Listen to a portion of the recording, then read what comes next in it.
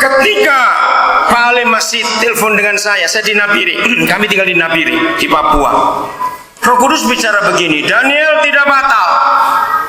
Kalian tetap datang, nanti lihat surat undangannya. Dengarkan kata ini. Lihat surat undangannya dan lihat surat pembatalannya dari daerah Krayan. Saya bilang, Pak Alim, maaf, jangan dibatalkan. Karena charter maaf dari Samarinda ke Krayan. Kami charter 2 flight waktu itu karena Pak Filipus Gaing ikut, penyimpin pujian, bawa alat musik, pemain musik juga, jadi 2 flight di charter. Jangan batalkan. Pak Alim bilang begini, Pak Daniel, ini sudah jelas batal. Apa saya perlu bacakan suratnya? Saya bilang gak usah, biar kami datang. Saudara, maka tanggal 18 atau 20 Mei kami datang. Pak Alim masih bingung. Kenapa nggak dibatalkan? Padahal jas undang pembatalannya ada.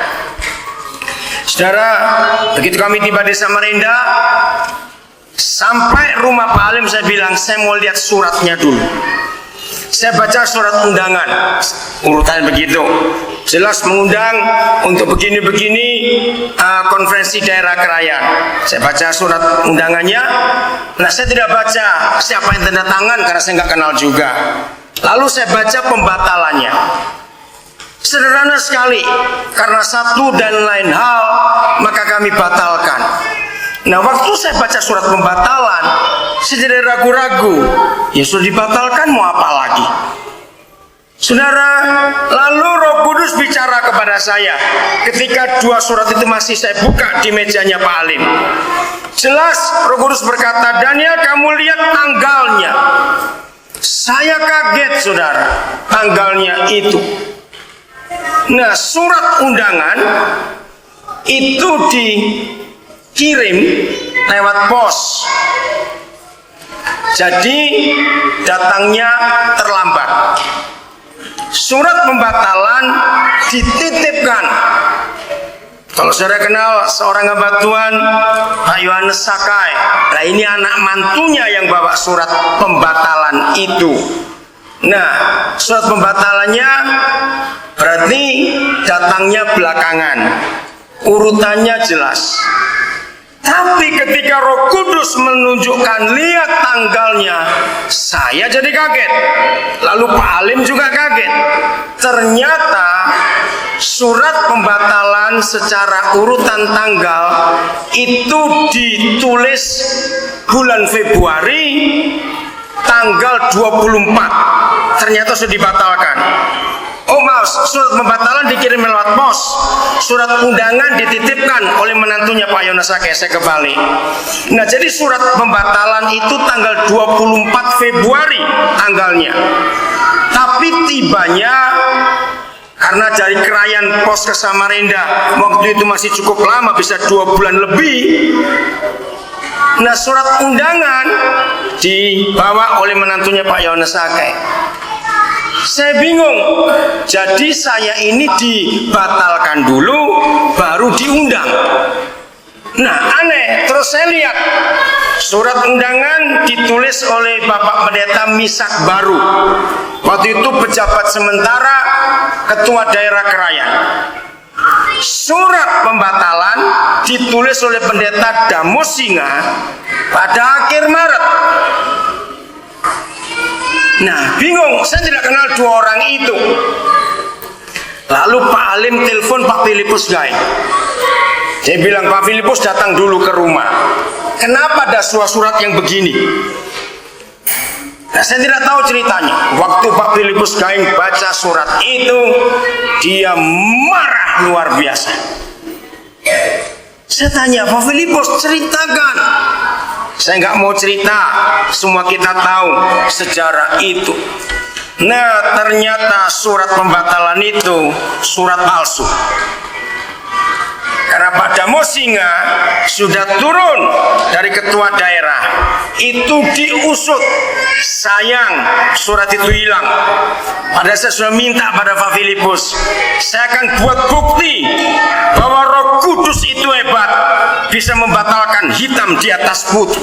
Tapi karena mereka mau mengurus kasus itu, Maka suratnya dibawa dua-dua. Saya nggak punya bukti sampai hari ini. Padahal buat saya itu sejarah. Sayang dua surat itu hilang. Padahal itu sejarah. Saudara, maka itu saya berkata begini, setan, engkau menghalangi kami untuk datang ke kerajaan. Kenapa? Karena setan tahu. Saudara, itu sebabnya saya berkata kepada diri saya sendiri, kepada Tuhan, apapun yang terjadi, saya akan tetap buat sesuatu buat kerajaan. Izinkan saya cerita saja. Saudara, makin hari saya mendapat banyak data tentang kerajaan. Makin hari, luar biasa. Jadi maksud pembatalan surat itu sengaja untuk menggagalkan acara konferensi itu. Tapi Yesus Tuhan dahsyat atas untuk orang-orang kerajaan. Itu sebabnya kalau saya boleh berdiri di antara saudara hari ini, buat saya ini pertama kali saya ketemu orang-orang Lundaya yang cukup besar di luar kerajaan. Sebelumnya saya tidak pernah ketemu dengan orang-orang Lundaya sebanyak ini di luar kerajaan. Saya mau bacakan dua ayat yang penting sekali. Lagi sekali anak-anak muda kalian harus tahu ini. Kitab Pengkhotbah pasal yang ketiga. Pengkhotbah pasal yang ketiga.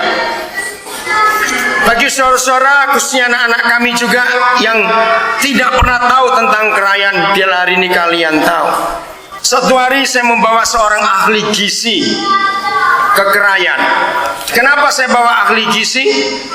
Karena saya ingin meneliti apa yang menyebabkan orang-orang Lundaya itu bisa jadi lebih spesial daripada Dayak yang lain. Begitu banyak yang jadi pilot, yang jadi dokter, yang jadi guru, jadi orang-orang hebat. Maaf, tolong saya sebutkan, siapa orang Lundaya satu-satunya yang jadi profesor di Gajah Mada? Yang tahun yang lalu tulisannya luar biasa dan dipercaya oleh perguruan tinggi negeri yang terbaik di Indonesia. Siapa Pak? Siapa itu? Profesor siapa? Perminas. Terima kasih. Saya kagum. Bayangkan saudara, orang-orang Dayak Lundaya adalah yang pertama kali duduk di MPR pusat sebelum orang Dayak yang lain. Maka itu kalau saya melihat anak-anak muda Lundaya yang akhir-akhir ini acuh tidak mengerti sejarah ini, saya marah. Bahkan berapa banyak anak-anak muda Lundaya yang menjual imannya karena kawin. Mengerti maksud saya? Saya sedih sekali melihat itu. Mengapa ini bisa terjadi? Pengkhotbah pasal 3 ayat yang ke-14 dan 15. Saya akan baca perlahan-lahan dan perhatikan kebenaran ini. Aku tahu bahwa segala sesuatu yang dilakukan Tuhan akan tetap ada untuk berapa lama? Selama-lamanya. Itu yang dilakukan oleh Tuhan tak dapat ditambah dan tak dapat dikurangi. Tuhan tegas, absolut, mutlak. Tuhan berbuat demikian supaya manusia takut akan Dia. Anak-anak muda, kalian harus dengar, sampai tahun 80-an, kalau saya ada di Kalimantan Timur, di daerah manapun juga, saya ada di Kalimantan Tengah, saya di Kalimantan Barat, ini yang saya heran. Saudara, buat saya, orang Lundaya itu Israelnya orang-orang Dayak. Kenapa? Sampai tahun 80-an, saya dengar di telinga saya sendiri, kalau saya ketemu orang-orang Dayak yang lain, mereka begini berkata, kalau kalian ingin tahu surga, ke kerajaan. Bayangkan, saya belum pernah tahu itu. Saya tanya kenapa? Orang-orang tua, maka itu kita orang-orang tua harus cerita banyak kepada anak-anak kita. Saudara, saya kagum begini, sampai awal 80-an di tanah kerajaan itu tidak ada orang merokok.